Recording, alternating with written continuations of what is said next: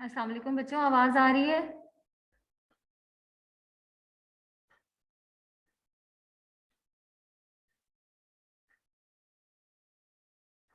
वालेकुम अस्सलाम। Yes ma'am. चलो ठीक है बच्चों, थोड़ा सा वेट कर लेते हैं कि बच्चे ज्वाइन कर लें, उसके बाद लेक्चर स्टार्ट करते हैं।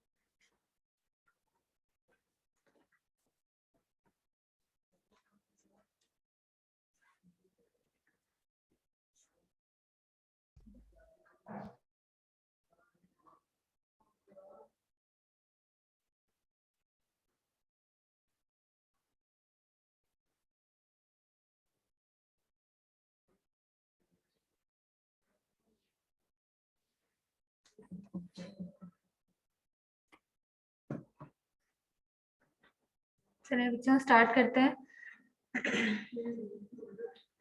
लास्ट टाइम हमने ग्लैंड्स पढ़ना स्टार्ट किए थे, आज हम उसमें से देख रहे हैं थायराइड ग्लैंड को। ठीक है, थायराइड ग्लैंड कहाँ प्रेजेंट होता है? ये आप लोगों ने देखा होगा कि नेक में हमने जब एनाटॉमी पढ़ी है तो उसमें हम देखते हैं कि थायराइड ग्लैंड कहाँ प्रेजेंट है। बिलो द लैरिंक्स प्रेजेंट होता है, एंटीरियर टू ट्रैकिया। और क्या होता है, इसके अंदर क्लोज्ड फॉलिकल्स होते हैं जिनके अंदर क्यूबॉइडल एपिथेलियल सेल्स होते हैं।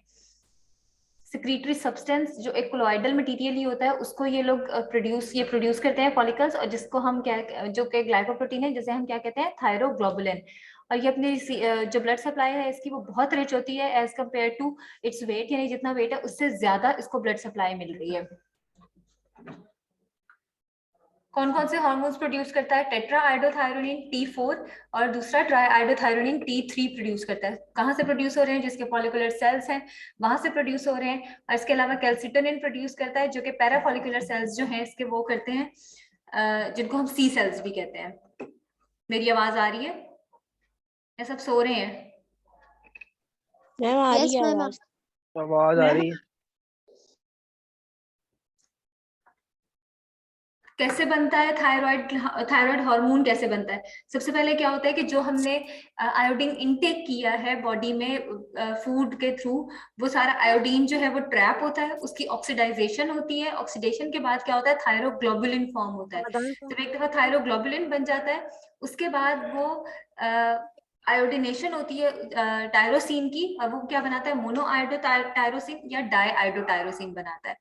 ठीक है, अब ये जो MIT और DIT है ये कंबाइन करते हैं और T3 और T4 बनाते हैं। इन स्टेप्स को एक एक करके देखते हैं। पहला स्टेप क्या था, ट्रैपिंग होनी है आयोडीन की और उसकी ऑक्सीडेशन होनी है। सबसे पहले क्या हो रहा है, आयोडाइड की ट्रैपिंग हो रही है और ऑक्सीडेशन हो रही है। कहाँ से हो रही है, आयोडाइड्स जो भी हमने खाए हैं GIT से अब्सॉर्ब हुए, ब्लड में चले गए। ब्लड में जाने के बाद जब वो थायराइड ग्लैंड के पास गए हैं, तो थायराइड फॉलिकल्स जो हैं वो इनको ट्रैप कर लेते हैं और अपटेक कर लेते हैं। जब एक दफा वो थायराइड फॉलिकल्स में आ गए, वहां पे ये क्या करते हैं, इनकी ऑक्सीडेशन स्टार्ट होती है और वो क्या बनाते हैं, नेसेंट आयोडीन बनाते हैं। आयोडाइड फॉर्म में ये अपटेक हुए हैं। ठीक है, आयोडाइड फॉर्म में अपटेक होने के बाद ये जब ट्रैप हो गए, इनकी ऑक्सीडेशन होगी और क्या बन जाएगा, ये नेसेंट आयोडीन बन जाएगी।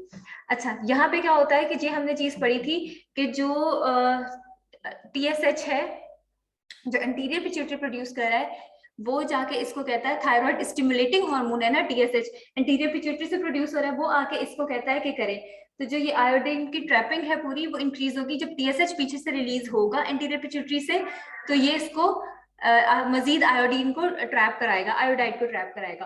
और TSH किसके उसमें रिलीज हो रहा था, थायरोट्रोपिन रिलीजिंग हार्मोन। कहाँ से रिलीज हो रहा था बच्चों, थायरोट्रोपिन रिलीजिंग हार्मोन कहाँ से रिलीज हो रहा था, बताएं मुझे। TSH को जो स्टिमुलेट करेगा वो हार्मोन कहाँ से आ रहा था, थायरोट्रोपिन रिलीजिंग हार्मोन।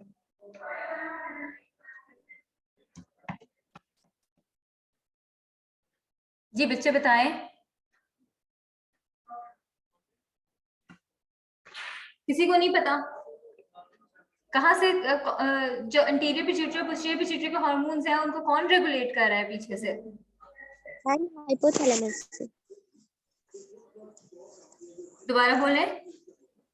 हाइपोथैलेमस से। हाइपोथैलेमस कर रहा है, हाइपोथैलेमस से रिलीज हो रहा है थायरोट्रोपिन रिलीजिंग हार्मोन, वो रिलीज करवा रहे हैं TSH को, और TSH आगे से क्या करा रहा है, आयोडाइड की ट्रैपिंग करा रहा है। एक दफा आयोडाइड की ट्रैपिंग हो गई अपटेक होने के बाद थायराइड फॉलिकल से, फिर उसकी आगे से ऑक्सीडेशन हुई है और क्या बन गया है, नेसेंट आयोडीन बन गई है। अब इसका क्या होगा, नेसेंट आयोडीन का नेक्स्ट स्टेप हमारे पास था थायरोग्लोबुलिन की फॉर्मेशन। नेक्स्ट क्या चीज आएगी, फॉर्मेशन ऑफ थायरोग्लोबुलिन। थायरोग्लोबुलिन क्या है, ग्लाइकोप्रोटीन है। कहाँ से बन रही है, थायराइड फॉलिकुलर सेल्स से। और ये इसमें क्या होगा, टायरोसिन रेजिड्यूज होंगे जो कंबाइन कर जाएंगे आयोडीन के साथ और क्या बनाएंगे, थायराइड हार्मोन्स बनाएंगे। इन्होंने ज्वाइन करके क्या बनाना था, MIT और DIT, जो हमने कहा था टायरोसिन की आयोडीनेशन होगी। कैसे होगी, आयोडीन जो बनी थी नेसेंट आयोडीन, वो टायरोसिन के साथ बाइंड करेगी और क्या बनाएगी, मोनो आयोडो टायरोसिन जिसमें एक आयोडीन है, डाई आयोडो टायरोसिन जिसमें दो आयोडीन है। अब आगे क्या है, कपलिंग हो जाएगी MIT एंड DIT की। दो DIT आपस में मिल जाएंगे तो टेट्रा आयोडोथायरोनिन बन जाएगी, और अगर एक DIT और एक MIT बन जाएगा तो ट्राई आयोडोथायरोनिन बन जाएगी, यानी T3 और T4 बन जाएंगे, जो कि थायराइड हार्मोन्स हैं जो वहां से थायराइड ग्लैंड से रिलीज हो रहे हैं। अब प्रोडक्शन तो हो गई है, अब इसकी स्टोरेज और सिक्रीशन की बात है कि स्टोर वहां पे कैसे हो रहा है और सिक्रीट किस तरीके से हो रहा है। स्टोरेज की अगर हम बात करेंगे तो वो थायरोग्लोबुलिन मॉलिक्यूल के साथ बाइंड ही वहीं पे स्टोर हो रहा है, और इतना स्टोर्स बॉडी में मौजूद होते हैं कि नेक्स्ट 2 to 3 मंथ्स की जो डिमांड्स होती है ना थायराइड हार्मोन की, वो इनको फुलफिल कर रहा होता है। ठीक है, इतने स्टोर्स अवेलेबल होते हैं। रिलीज कब होता है ये,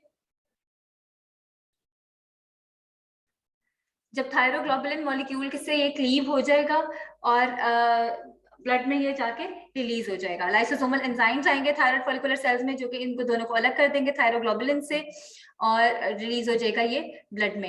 अब T3 और T4 ये दोनों हार्मोन्स हैं, और जो रिलीज हो रहा है वो T4 93% है, जबकि T3 जो है वो सिर्फ 7% हो रहा है। लेकिन जो T3 है ना हमारा, ये एक्टिवेटेड फॉर्म होती है, ज्यादा एक्टिव फॉर्म होती है, एक्टिवेटेड तो नहीं कहेंगे, ज्यादा एक्टिव होती है, इसलिए ज्यादातर T4 जो है ना वो भी T3 में कन्वर्ट हो जाता है।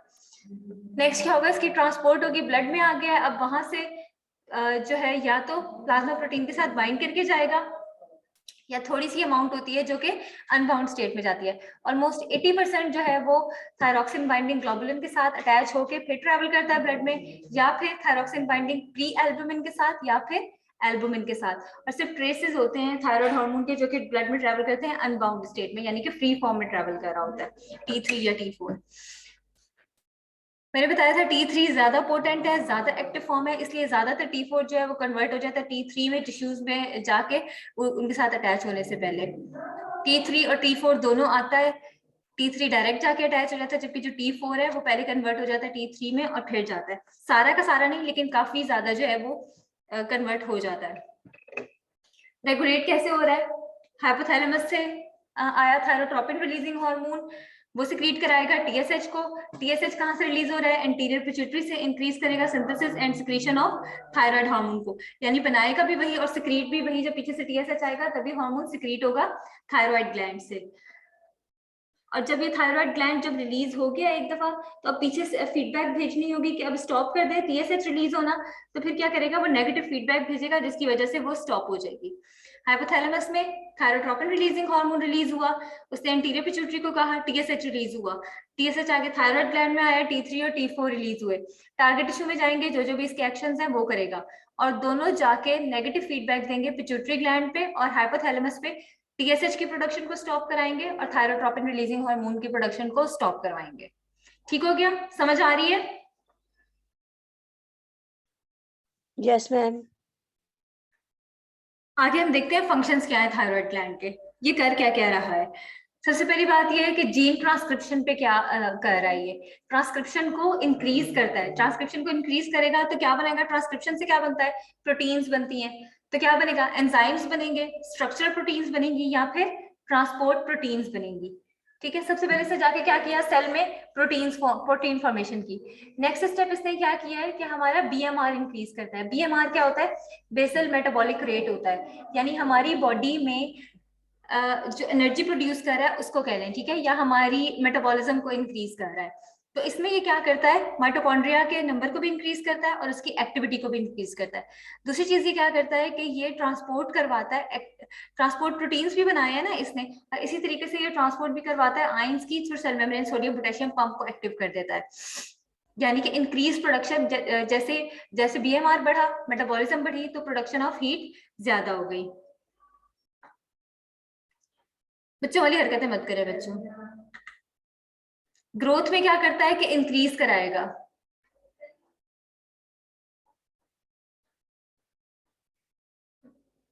ग्रोथ में क्या करता है ये कि इंक्रीज कराएगा ग्रोथ को, स्केलेटल ग्रोथ को भी कराएगा, उसके अलावा मेंटल ग्रोथ को और ब्रेन की ग्रोथ को, इन दोनों को भी ये इंक्रीज करवाता है।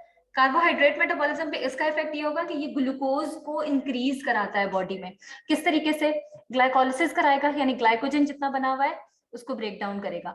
ग्लूकोनियोजेनेसिस को इंक्रीज करेगा, यानी ग्लूकोज की प्रोडक्शन को बढ़ाएगा।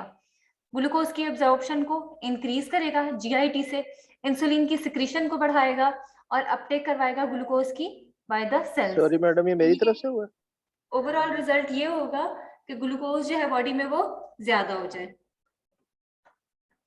फैट मेटाबॉलिज्म पे इसने क्या करना है?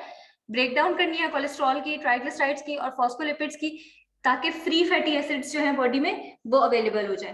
तो जो भी कंबाइंड फॉर्म में फैटी एसिड्स हैं, कोलेस्ट्रॉल, ट्राइग्लिसराइड्स, फॉस्फोलिपिड्स, उनको जो है वो उनको ब्रेक डाउन कर देगा और जो फ्री फैटी एसिड्स हैं ब्लड में उनकी अमाउंट को इंक्रीज कर देगा। देन है प्रोटीन मेटाबॉलिज्म। प्रोटीन मेटाबॉलिज्म पे इसके दोनों तरह से इफेक्ट्स आते हैं। प्रोटीन की सिंथेसिस को बढ़ा भी रहा होता है और प्रोटीन का कैटाबॉलिज्म भी इंक्रीज कर रहा होता है। अब ये दोनों ऑपोजिट काम कर रहा होता है और इन दोनों ऑपोजिट कामों की वजह से क्या हो रहा होता है? ज्यादा इसमें कैटाबॉलिक एक्शन आ रहा होता है, यानी प्रोटीन खत्म हो रही होती है। ठीक हो गया? कार्डियोवास्कुलर सिस्टम पे इसका अभी तक हमने देखा इसका जीन पे असर, कि जीन्स में इंक्रीज करेगा, बीएमआर पे इंक्रीज करेगा, कार्बोहाइड्रेट्स, प्रोटीन्स एंड फैट्स के मेटाबॉलिज्म पे देखा। अब हमारे सिस्टम्स पे किस तरीके से एक्ट कर रहा है। सीवीएस की जब हम बात करेंगे तो कार्डिक आउटपुट को इंक्रीज करता है, हार्ट रेट इंक्रीज करेगा, हार्ट रेट इंक्रीज करने से कार्डिक आउटपुट इंक्रीज होगी और उसी से हार्ट की स्ट्रेंथ भी इंक्रीज होगी। अदर सिस्टम्स पे देखेंगे तो जीआईटी की मोटिलिटी को भी इंक्रीज करता है, सीएनएस की भी एक्साइटेशन करवाता है, बाकी ग्लैंड्स में से उनकी सिक्रीशन को इंक्रीज करता है, और नॉर्मल सेक्सुअल फंक्शंस के लिए भी ये इंपॉर्टेंट होता है। इन सारे फंक्शंस को देखते हुए अब हम आते हैं डिसऑर्डर्स की तरफ। अगर क्या हो जाएगा, थायराइड ग्लैंड की अमाउंट इंक्रीज हो गई है, हाइपरथायरॉयडिज्म, तो क्या होगा? और अगर थायराइड ग्लैंड की अमाउंट कम हो गई है, हाइपोथायरॉयडिज्म, थायराइड हार्मोन की सॉरी, तो फिर क्या होगा? पहले हम आते हैं हाइपरथायरॉयडिज्म की तरफ। हाइपरथायरॉयडिज्म क्यों हो सकता है? ग्रेव्स डिजीज हो सकती है। ये एक डिजीज है जिसमें थायराइड स्टिमुलेटिंग इम्यूनोग्लोबुलिन ज्यादा हो जाती है बॉडी में, ऑटोइम्यून है। या टॉक्सिक ग्वाइटर हो सकता है, या फिर कोई एडिनोमा हो सकता है, यानी कि कैंसरस हो सकता है। ठीक है, अब इंक्रीज हो गया है, तो अब जो जो चीजें हमने पढ़ी थी ना, थायराइड ग्लैंड के फंक्शन जो जो थे, थायराइड हार्मोन के जो जो फंक्शंस थे, वो सब एग्जैजुरेटेड हो जाएंगे और ज्यादा हो जाएंगे। कैसे? हीट प्रोड्यूस करवा रहा था, हीट इंटॉलरेंस हो जाएगी, जिसकी वजह से स्वेटिंग ज्यादा होगी। बीएमआर इंक्रीज है, वेट लॉस बढ़ जाएगा। डायरिया हो जाएगा क्योंकि जीआईटी की मोटिलिटी इंक्रीज है। मसल वीकनेस एंड फटीग हो जाएगी, नर्वसनेस हो जाएगी, और हैंड में ट्रेमर्स आएंगे। ये जनरल फीचर्स हैं। और जब हम सिस्टमिक फीचर्स पे आएंगे तो क्या होगा? एक्सोप्थेलमस, बहुत प्रोट्रूडिंग सी आईज, बाहर की तरफ निकली हुई आंखें लगेंगी। ठीक है, विजिबल स्क्लेरा नजर आएगा अपर आईलिड और आइरिस के दरमियान में, और प्रोपोप्टोसिस फील होगा कि जैसे आईबॉल बिल्कुल बाहर की तरफ आई हुई है। सीवीएस में देखेंगे तो हार्ट रेट इंक्रीज है, टेकिकार्डिया है, एरिथमियाज है, पैल्पिटेशंस है, और कार्डिक आउटपुट जो है वो उसका फेलियर हो गया है। ठीक है, इतना ज्यादा आउटपुट हो जाएगा कि कार्डिक फेलियर की तरफ हो जा सकता है। डायग्नोज कैसे करेंगे इसको? ब्लड में देखेंगे तो T3 और T4 के लेवल ज्यादा है, जबकि TSH का लेवल कम है। वो क्यों? T3 और T4 का लेवल ज्यादा है, थायराइड हार्मोन ब्लड में ज्यादा है, तो TSH का लेवल क्यों कम होगा? बताएं मुझे मैम बच्चों। जैसे जी जी बच्चे बताएं। नेगेटिव फीडबैक मैकेनिज्म क्योंकि की मैम नेगेटिव ये फीडबैक की वजह स्टिमुलेट से, करता है। जब उसका लेवल ज्यादा होगा तो वो जाके उसको जब हमने ये देखा था कि जब T3 और T4 ब्लड में ज्यादा होते हैं तो वो जाके नेगेटिव फीडबैक शो करते हैं TSH पे और TRH पे। तो इस वजह से जो TSH का लेवल है वो कम होगा और T3 और T4 ज्यादा होगा। और अगर ग्रेव्स डिजीज होगी पेशेंट को तो उसमें फिर हम TSIs भी देखेंगे, थायराइड स्टिमुलेटिंग इम्यूनोग्लोबुलिन्स, वो भी ज्यादा होंगे। मैनेजमेंट कैसे इसकी कर सकते हैं? सर्जिकली रिमूव कर सकते हैं थायराइड ग्लैंड को, रेडियो एब्लेशन कर सकते हैं, यानी थोड़ा थोड़ा सा ग्लैंड जो है वो रिमूव कर दें रेडियो एक्टिव आयोडीन से। ड्रग्स दी जाती है जो कि इसको ओवरकम करे, मेथिमजोल या फिर प्रोपाइल थायोयूरासिल, या फिर बीटा ब्लॉकर्स दिए जाते हैं। बीटा ब्लॉकर्स किस लिए देते हैं? जो कि कार्डियोवास्कुलर साइंस आ रहे हैं, पैल्पिटेशंस वगैरह, उनको ओवरकम करने के लिए। बच्चों मैं ना इतना बचपन आप लोगों से एक्सपेक्ट नहीं करती। देन है हमारे पास हाइपोथायरॉयडिज्म। अभी जो सारे इफेक्ट्स हाइपरथायरॉयडिज्म में आ रहे थे यही सब कुछ उलट हो जाएंगे हाइपोथायरॉयडिज्म में, अगर थायराइड हार्मोन की अमाउंट बॉडी में कम हो गई है। किस तरह से? क्या कॉजेज हो सकते हैं? आयोडीन बॉडी में जा ही नहीं रही है, या फिर ऑटो इम्यून डिजीज है, हैशिमोटोस थायराइडाइटिस, के वो अपटेक ही नहीं करता उसमें, या फिर डेफिशिएंसी ऑफ एंजाइम्स है जो कि थायराइड हार्मोन को बना ही नहीं रहे, या फिर सर्जिकली थायराइड ग्लैंड किसी रीजन की वजह से, किसी कैंसरस रीजन की वजह से रिमूव कर दिया हुआ बॉडी में से। जनरल फीचर्स क्या होंगे? लिथार्जिक होगा पेशेंट, मसल की स्लगिशनेस होगी, फटीग होगी, वेट गेन उसका हो जाएगा क्योंकि बीएमआर उसका स्लो हुआ है, कॉन्स्टिपेशन हो जाएगी, हस्की वॉइस होगी, स्किन ड्राई स्केली होगी उसकी, और कोल्ड इंटॉलरेंस होगी। उसमें हीट इंटॉलरेंस थी, इसमें कोल्ड इंटॉलरेंस होती है। कैसे फीचर्स होंगे? मिक्सिडीमा होगा, स्वेल सा फेस, थोड़ा सा पूरा फेस जो होता है वो जैसे पफिनेस सी होती है फेस में, वो फील होगी। नॉन पेटिगिडीमा होगा पेरिटेबियल रीजन में, और कार्पल टनल सिंड्रोम होगा, उसमें जो कंप्रेशन होता है मीडियल नर्व पर, जिसकी वजह से नमनेस होती है हैंड में। कार्डियोवास्कुलर सिम्टम्स देखेंगे तो अगेन वही, उसके उलट हार्ट रेट कम हो गया है, कार्डिक आउटपुट कम हो गया है, ब्लड का वॉल्यूम कम हो गया है, और एथेरोस्क्लेरोसिस बढ़ जाएगा। एथेरोस्क्लेरोसिस क्या होता है? आर्टरीज के अंदर जो मतलब आर्टरीज, हाँ जी, आर्टरीज में जो ब्लॉकेज आ रही होती है उसे कहते हैं एथेरोस्क्लेरोसिस। डायग्नोज क्या करेंगे? T3 और T4 ब्लड में कम होगा, जबकि TSH ज्यादा होगा, क्योंकि TSH प्रोड्यूस हो रहा होगा ना, और वो आगे जाके उसको कह रहा होगा कि और ज्यादा T3 और T4 प्रोड्यूस करो। मैनेजमेंट कैसे होगी इसकी? बाहर से इसको हम थायरॉक्सिन देंगे ओरली, ताकि वो उसकी जो डिमांड्स हैं बॉडी की वो पूरी करे। नेक्स्ट है हमारे पास क्रेटिनिज्म। क्रेटिनिज्म क्या केस है? अगर हाइपोथायरॉयडिज्म फीटल लाइफ में हो जाए, इन्फेंसी में या फिर चाइल्डहुड में हो जाए तो हम उसे क्रेटिनिज्म कहते हैं। कॉन्जेनिटल भी हो सकता है और एक्वायर्ड भी हो सकता है। क्या डिफरेंस है इसमें? इसमें क्या होगा कि इसमें, क्योंकि हमने बात की थी कि ये फिजिकल ग्रोथ में भी हेल्प करता है और मेंटल ग्रोथ में भी हेल्प करता है, तो जब अगर ये बचपन में ही हो गया है, इन्फेंट्स में ही हो गया है या न्यूनेट्स में ही हो गया है, तो उसकी वजह से क्या होगा, ना स्केलेटल ग्रोथ होगी ना ही मेंटल ग्रोथ होगी। तो यानी शॉर्ट स्ट्रेचर होगा, स्केलेटल ग्रोथ का फेलियर है और मेंटल रिटार्डेशन भी होगी। इसके अलावा हाइपोथायरॉयडिज्म के बाकी सारे फीचर्स जो हैं वो भी इन पेशेंट्स में होंगे। और इसकी मैनेजमेंट भी क्या है कि थायरॉक्सिन देंगे इसको ओवरकम करने के लिए। ठीक है, एक एक ग्लैंड करके ही पढ़ेंगे ताकि अच्छे तरीके से पढ़ा जाए और आप लोगों को समझ आता रहे। कोई भी मुश्किल नहीं है, बहुत इजी है। अगर तसल्ली से पढ़ेंगे तो आप लोगों को सब समझ आ जाएगी। किसी ने कोई चीज पूछनी हो, कुछ ना समझ में आया हो तो पूछ लें। इजी है मैम। इजी है बच्चे, इसीलिए मैं बस नो एक एक मैम, लाइन आप करके बहुत अच्छा समझाती हैं। नहीं बच्चे, इजी भी है। सिर्फ ये बात नहीं है कि मैं ये जो समझाती हूँ आप लोग भी तवज्जो से सुन रहे हैं तो आप लोगों को समझ आ रही है। पिछले लेक्चर की रिकॉर्डिंग भी मैंने अपलोड कर दिया, ये वाला लेक्चर भी अपलोड कर दिया, इसकी रिकॉर्डिंग भी मैं अपलोड कर दूंगी। आप लोग अच्छे तरीके से पढ़ें ताकि जब आप लोग ऑन कैंपस आए और क्विज हो तो आप लोग उसमें अच्छा परफॉर्म करें। उसी से पता चलेगा कि कितना अच्छा आप लोगों को समझ आई है। सही है। अभी मेरा ख्याल है आप लोगों ने 7 से आई गेस आना है, तो अभी एक लेक्चर और आप लोगों को ऑनलाइन होगा, उसके बाद फिर ऑन कैंपस अगर एक्सटेंड ना हुआ है तो। वैसे अभी तक लगता तो नहीं है कि एक्सटेंड होगा, लेकिन इंशाल्लाह फिर उसके बाद आप लोग ऑन कैंपस आ जाएंगे।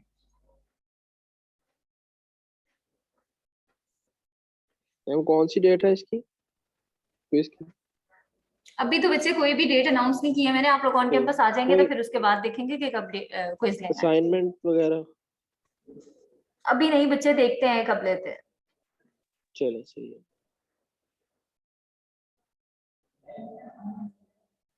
करते हैं क्लास? जी बच्चे, क्लास लीव करते हैं, अटेंडेंस लेने? बच्चे अटेंडेंस मैं वहीं से एक्सट्रैक्ट कर लूंगी जूम से। आप लोग क्लास लीव कर सकते हैं। अगर किसी ने कोई क्वेश्चन नहीं है, कुछ नहीं पूछना, तो क्लास लीव कर दें।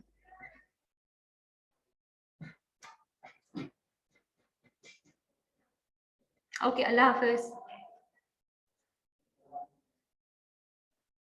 अल्लाह हाफिज। अल्लाह हाफिज बच्चों।